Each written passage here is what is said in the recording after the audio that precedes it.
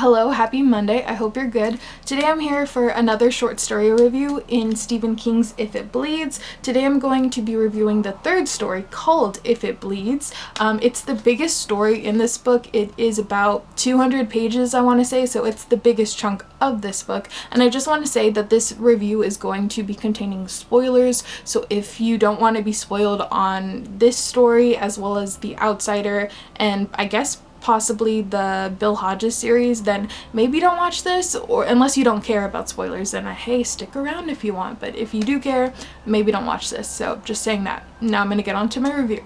So If It Bleeds follows Holly Gibney. She is a minor character in Bill Hodges series. I haven't read that, but she's a bigger character in The Outsider, and she's such a fascinating, intelligent, but also quiet character to follow, and I just found her to be such an interesting perspective.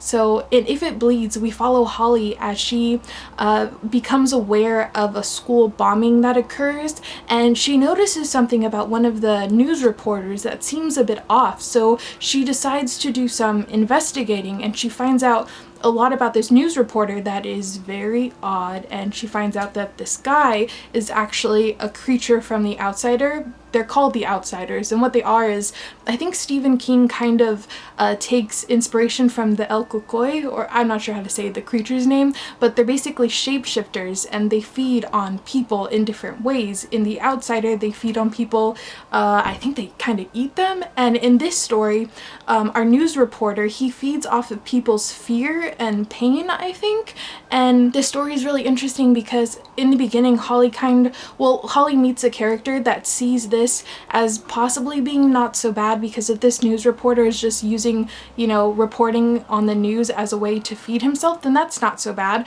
But the news reporter goes too far. He's the one that causes the school bombing, so he's actually killing people to then feed off of people's fear and pain and whatnot. So Holly realizes that, hey, this is terrible, we have to stop this creature, and so we follow her story as she has to go and take down this shapeshifter, but at the same time she's dealing with so much. She has really close friends, and she has to deal with her mom and her uncle who's not doing well. He, I believe, has Alzheimer's, so she's trying to navigate all of this while not bringing her family in because she doesn't want anyone to get hurt or brought into the mix. So it's such an interesting perspective, and I love Holly as a character.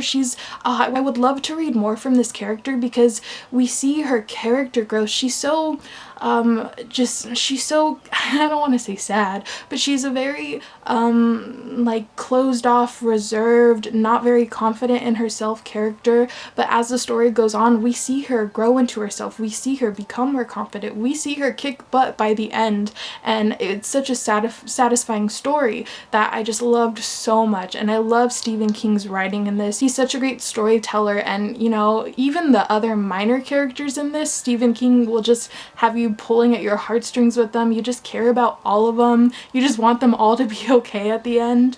And I just really enjoyed this. I would love to see more from this character. I hope he continues to write about her. I hope he continues to explore this outsider creature, because I think there's so much that he could do with this. I also love that in this story, Stephen King again talks about death, all manners of death, being how we're always close to death, and don't be afraid of death because you have to live your life and all of these things. And he keeps bringing that up in each of these stories of this collection. So I think that as a whole, I'm pretty much guessing that this story is just his take on death and not being afraid and just getting things out there and whatnot. And I don't know what I'm saying anymore, but just know that this is a great story, and I highly recommend you to read The Outsider. And I haven't read the Bill Hodges trilogy of Mr. Mercedes, but I think I want to now, just to get more from this character, because she's just such a great, interesting character to follow and to read about. So I really enjoyed the third story, and this collection just keeps getting better and better. I only have one more to go, called The Rat, I believe is the last story. So I'm really excited, and then I will review that, and then I will be done, and then I will be done with the short story collection. I'm having a great time reading this. I would love to know your thoughts and opinions in the comments below, and if you haven't seen my other reviews on the other short stories, I'll link them down below. Have a great rest of your week, and I'll see you later. Bye!